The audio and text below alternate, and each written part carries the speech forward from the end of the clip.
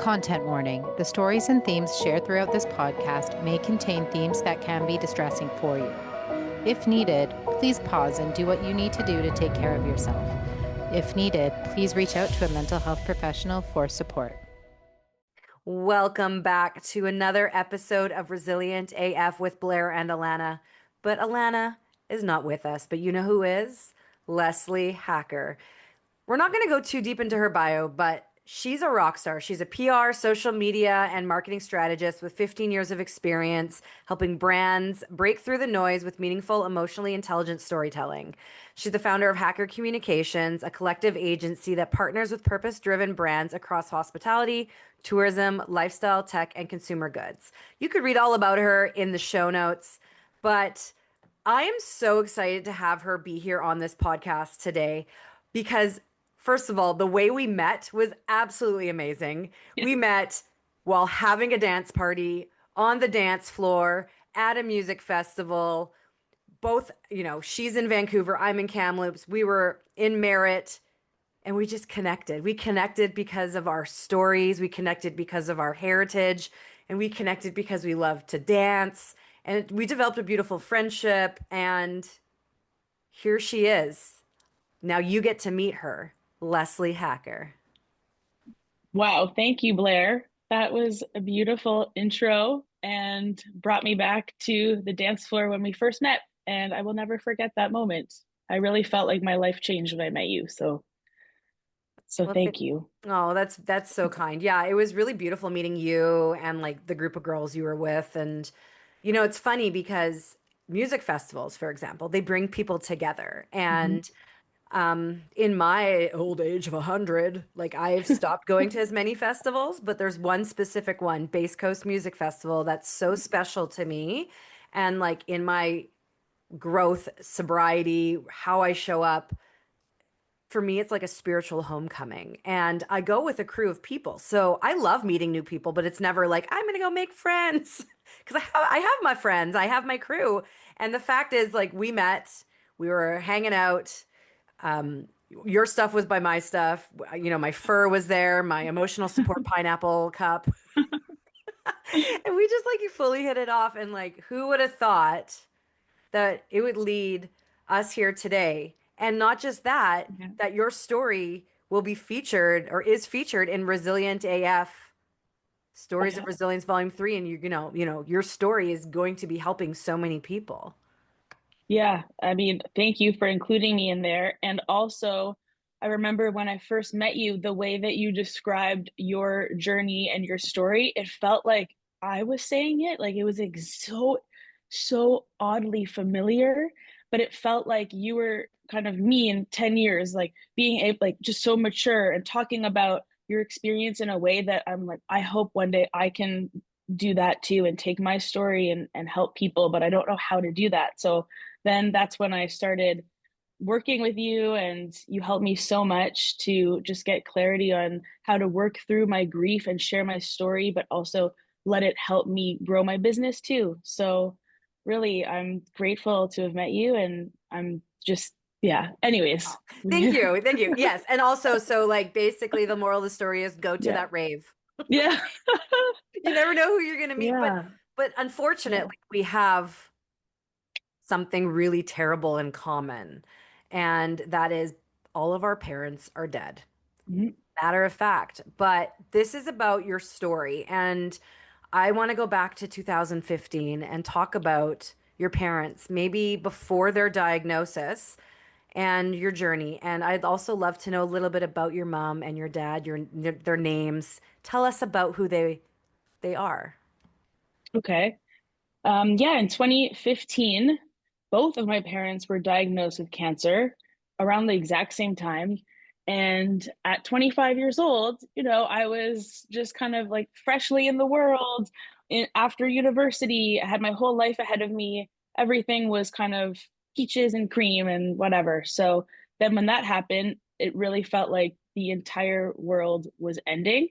Like nothing really mattered. My parents were very close to me. I loved them a lot, and we were very close. So to try to navigate that. I really didn't know what to do. I didn't know who to talk to. I've listened to your podcast before, and I can agree that we're not trained for this. Like, we don't know how to handle grief. No one talks about it because no one wants to. No one wants to think, oh, I don't, my parents are going to die, but I'll deal with it when it comes. Well, I wish I knew what to do before, because maybe it would have helped, but at the same time, nothing was going to stop me from figuring out how to get through it. So I really just tried to do everything I could to make sure I didn't lose myself while taking care of them too. And I tried a lot of different things. Um, but some things helped more than others. And I definitely dive deeper into that, into the story that I share in your book. But yeah, I want to, yeah, my parents' names, before I forget, were Howard and Susan. They were amazing people, exact opposite, which was always fun growing up, because one was calm, one was hectic, and then I'm somewhere in the middle. So they were so different. They were divorced when they died and when they got sick. So to try to be there for both of them was one of the hardest things I had to do, I would say. Because how do you choose, right? Like, how do you choose where you spend your time? That was one of the hardest things looking back, for sure. Wow. Yes. Like, were they living in the same city? Kind of. My mom was getting a lot of treatment in Montreal, going back and forth from Toronto, and my dad was in Toronto. So, yes and no. So, it just involved a lot of traveling back and forth, going from house to house, and then also therapy, reminding me that it's okay that I don't see my mom today, or it's okay that I can't see my dad today. And having that reminder also saved me too, because most of us are just so hard on ourselves. And when you're faced with death like that, you just want to do everything you can to be there with your parents as much as possible. And you can't, like, you physically can't, because you also need to be there for yourself. And a lot of us forget that, whether you're dealing with grief or death or just life. A lot of us don't think about ourselves and what we truly need to get through life in the long term. I can't imagine what it would be like to be 25, just starting your career, having parents who are not together, both be diagnosed, having to navigate that family dynamic and illness. Because you're right, we aren't trained to handle those types of like, life altering news bombs. And so now you're like starting this career, building this career, and navigating these two terminally ill diagnoses. How how long were your parents sick for? Like, walk us through that. And something we also bonded in is like our backgrounds in communications, which is so funny. It's like I'm your big sister. But Yeah. you started your own business while they were sick, and I just kind of want to talk about like how long were they sick before they died, and how did you build a business while doing all of that? Yeah. So they, my dad got sick in around January, and then my mom in May. And um, my dad died pretty quickly. He thought, he was a very positive thinker. He's like, oh, it's just a bump in the road. I'll be fine. And he ended up dying in 6 months. But then my mom was actually supposed to, like, they gave her a year to live. She had one of the deadliest cancers known to humankind, called glioblastoma brain cancer. And usually people die within 1 year or less. So the doctors were all like, go to your cottage, go just live your life, because nothing we do is going to save you. So I saw what that did to her, and I was always kind of like just a sister to her. So it was a lot of pressure on me to be there for her. But anyways, we ended up finding a doctor in Montreal who operated on her 4 times and gave her 4 extra years of life. So she lived for 5 years with brain cancer, which is a miracle. Um, and then throughout that process too, I started my business right around 2015 when they got sick, because I love what I do. I help businesses grow through marketing and creative strategies. And I absolutely love it. And it's so exciting for me. So I had to continue doing that, but on my own schedule. So I started my business when they got sick so that I could keep on doing what I love and helping businesses and being creative, but as a kind of second priority after my parents. So whenever I had free time, I would work on my business, but the main priority was my parents. Mm-hmm. So um, after my mom died in 2020, I promised her that, well, before she died, I promised her that I would do whatever I could to raise awareness for her brain surgeon in Montreal. And this man was the only doctor that would operate on her. He was the only one that gave her hope, which helped her continue fighting for 5 years. Mm-hmm. Um, so I promised her that I would help raise awareness for him. So I used my public relations background to join a fundraiser to help raise awareness for him and his brain cancer research on the world stage. So now I'm able to use my business to help kind of honor my parents and what they wanted, and also what I want to try to do to help the world. Because as we know from listening to your podcast, life is short. And that's one of the biggest takeaways from grief, is that we realize how short life is, and how we want to make meaning from what we have, and live life to the fullest. Sorry, that Wow. was a long answer. Well, it's a beautiful and tragic answer. And I'm so sorry for your loss, and may their memories be a blessing. And the fact that your mom got that extra time is massive. And Yeah. what's really like, my dad was told he had a year and a half to 2 years left to live, and he lived 3.5 years. Where my mom was told, you have cancer, you're going to be fine, to being in pain in the hospital, being told you have 2 weeks left to live and dying 3 days Wow. later. It's so interesting because really the medical system doesn't know. And I think a lot of the reasons my dad continued to live was because we got him an electric scooter and he actually had this freedom and didn't give up. And there's something about that hope. And when you said like the doctor said to your mom, like, you should go to the cottage immediately, in my head, I'm thinking of Heated Rivalry, like, you should come to my cottage. I don't know if you've seen that yet, but the fact that she got that gift of time and that you got that gift of time with her, and that you have found some of that meaning making as a tool to heal, to raise awareness of her surgeon, is so powerful and such a gift. Because in grief, a lot of times people don't go inwards, they numb, right? They numb. They choose to numb and just not deal with it, but you have to feel in order to heal. And one of the ways that I talk about in the Navigating Grief framework to move through your grief, which is based on neuroscience, is meaning making. It's introspection. It's going inwards. Now what? What is my purpose now? And you're now in your mid 30s and you have still this life ahead of you. And look at the difference you've made since you've lost your mom. It's amazing. Yeah.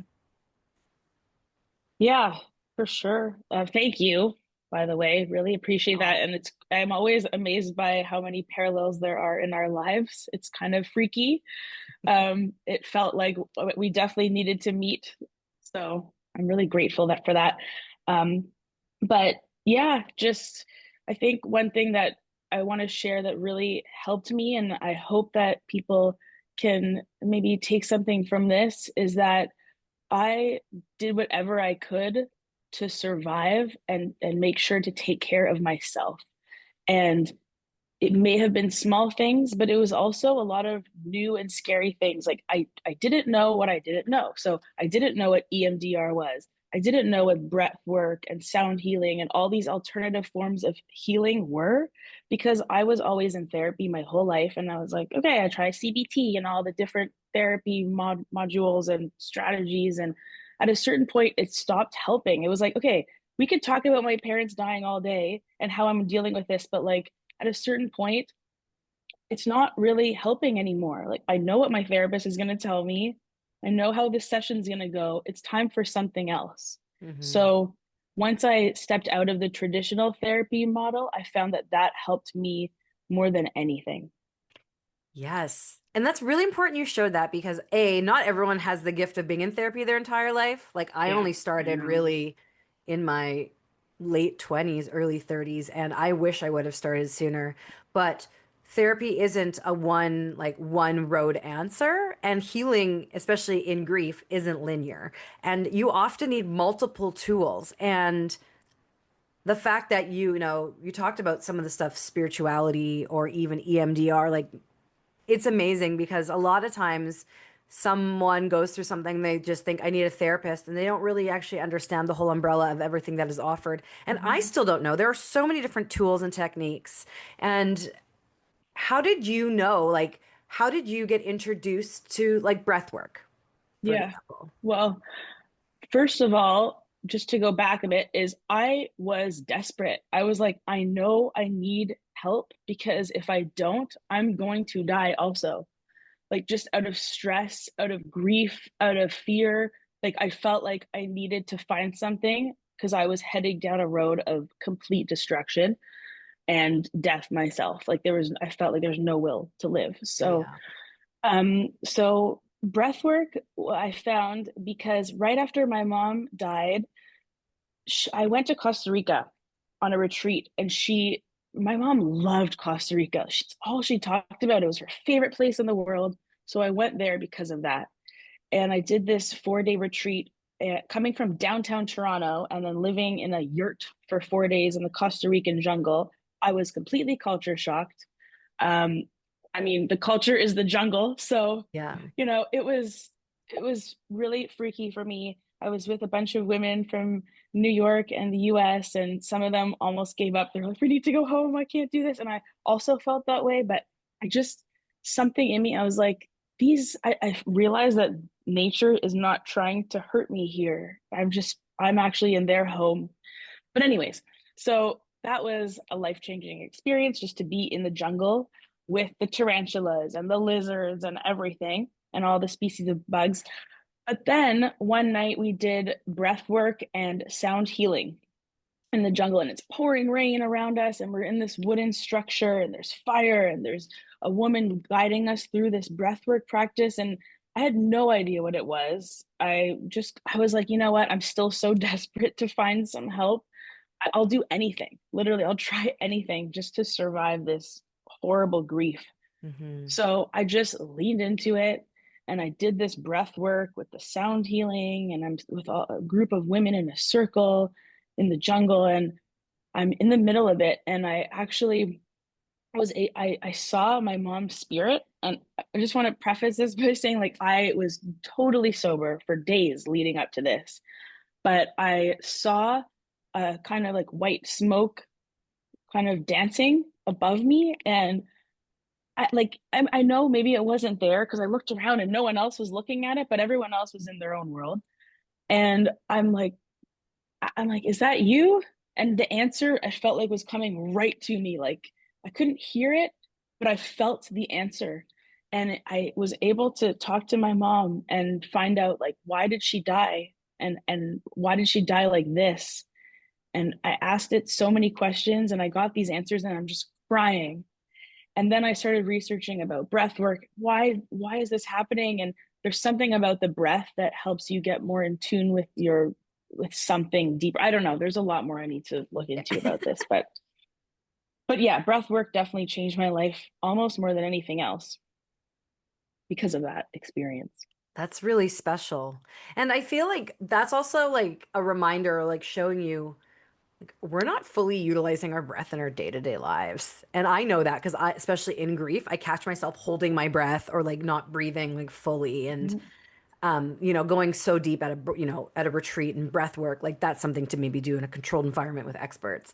Um, Yeah. like not for your first time at home with YouTube, but breath is so important because guess what? Without breath, there is no life. We have to breathe to Yeah. live. And I Yeah. think there is something about it. I don't know the science about how it activates certain parts of our Yeah. brain. And the fact that you got to have such a spiritual experience through breath, I mean, I'm jealous. That's amazing. I think that's so special. And for those of you listening, like you don't have to wait until you have tragedy to begin working on yourself or having these experiences. Like what a gift it would have been to have, these tools before everyone died, right? And I think that's amazing that you went to your mom's favorite place and did this. Oh, for sure. And also after that, um, I ended up starting to do workshops at my home for my friends using these alternative forms of healing that helped me. So I actually brought in a breathwork practitioner into my home and had some like 10 friends over and we did it. And one of my friends, she actually like had to leave because she threw up. Like it's so powerful what this can do for people. Hmm. And it sounds so like woo woo, but, and I always thought it was too, but after just embracing it and just being open minded, I can't believe how powerful it is. Well, And science. It's yeah, science. yeah, Like, like you don't make it, you're not making it up. And I actually, for a brief period of time at the beginning of all of my trauma, while my dad was dying, I lost my grandfather, a lot of things happened. I actually was seeing a private breathwork practitioner and I was doing breathwork. And then I actually got in a car accident and got a concussion. And the breathwork was triggering concussion symptoms. So I actually had to stop, which is so interesting to me. But I love that you facilitate that in your home for your friends. Like it's such, I think it's one of those things where it's such a gift. And like, unfortunately, someone like you going through all of this stuff, allowing you to take the tools that help you and bring it to your community and your friends is such a gift. And I hate to say like silver linings because I don't really believe in a silver lining to the loss of a parent or a tragedy, but it's one of those phoenix rising from the ashes or from pain to purpose where some of the gifts you have in this world are to take that pain and to turn it into purpose and help others. yeah. And it's really beautiful that you said that because I've talked to a lot of different healers and a lot of them say that to me too, that like, why did my mom have to die at 58? Like that's so young nowadays. And I did this ancestral healing workshop at my home, and it does seem a bit out there, but the main message was that like my mom died early so that I could go and help people on a larger scale and use that to do something a little bit more, a little bigger and more powerful. So I don't know what that means, but I feel like I'm on the journey to figuring it out, and doing a podcast like this is like kind of maybe the one of the steps to doing it. But I do have a lot of ideas for sharing my story to help people, and Hmm. just beyond the obvious methods of therapy and those things, and using music as well. So I just have so many ideas. I'm like, Yeah, and like you're just getting like a little taste of Leslie. Like she plays music, if you follow her on social, but she just went on this. I have so many questions for you when we're not recording. But like you are such a gift to this world, and to lose both parents so young. Like I was just a little older than you when I lost my parents, and my mom was 62, I was 35. So like I was older than you and it's still too young, and you have all of this where I would say capacity and energy right now to put into this. And you don't have to have the answers on how you're going to help people. I think it's one of those you're guided by your, higher power and your spirits or whatever you want to believe in. And if it feels right, do it. If it doesn't feel right, don't do it. And it doesn't have to be this or that. It's this and that. yeah, Yeah. yeah, exactly. And one other thing that came up too when I was just saying all of that is because I shared a lot online about my parents and my grief and that whole process. Hmm. A lot of people saw that. And now, even people like in their 60s who are losing their parents are reaching out to me asking me for help. And I feel like that, I don't know, it just, I know that I can do something to help the world because of that. When other older people are like, Leslie, my mom is dying. Please just tell me something, and they're coming to me, and I'm not a trained grief expert. I'm not a trained therapist, but they're seeing like all these different things I'm doing and how it's helping me and guiding me to what my purpose is. I think that's why they're coming to me now. It's such a So gift. And that's how I started to get into my grief work, was because I did not go to school to become a psychologist. Like I was on my way and I was like, ooh, I'm kind of fucked up. I probably need one. I should not become one. But I like to say I have a PhD from the School of Hard Knocks, and I have all this lived experience, and now I'm adding in all the trainings. And even just being that voice for those who can't find the words is so powerful and important, Leslie. And I know, like, with your career in communications and with your personal experience, you have a lot of different things that's on the go. And I'm excited to kind of follow your career and see what's, unfolding. And I love that we get to share your story here on this podcast and in our book and on a billboard in Times Square and any other ways we do magic together. As we wrap up, I want to invite you to share a piece of advice. And I think let's focus on what is one piece of advice you have for someone who's listening to this. Doesn't matter what their age is, but they're navigating both parents having a terminal illness at the same time. Okay, I usually, when thinking about something like this, when people come to me and they're like, Leslie, I don't know what to do. I'm just so like overwhelmed. Even if it's not about grief, I always quote my therapist, the late Susan Brandis, who saved my life during that time. And I would sometimes go to her just for her to look me in the eye and say, just because someone has a need doesn't mean you have a responsibility. And it just really is about taking care of yourself so that you can be there for the ones that you love. I love that two of the most powerful women in your life are named Susan, your I mom know. and your therapist. And the woman that introduced my parents was named Suzanne. So there's something with that name. I don't know. Well, I love that. Unfortunately, I am not named Susan, but that's okay. That's really powerful advice. Like, you cannot pour from an empty cup and you have to take care of yourself. And someone else's emergency doesn't require your urgency, right? And I think that's so important. And I really appreciate you joining us and sharing part of your story with our community. Thank you so much, Blair. And thank you for everyone for listening, tuning in, walking with us today. Just remember, it's okay to not be okay. You are going to get through the hard times. Take things one moment at a time. And just remember, friends, you are resilient AF. That's a wrap for another episode of Resilient AF with Blair and Alana. And thank you for listening. Are you feeling inspired to bounce forward? Let's connect at theglobalresilienceproject.com, where you can read many stories of resilience, buy our books, shop our clothing line, learn more about how to strengthen your resilience muscle, be empowered, and more. Remember, friends, you are resilient AF.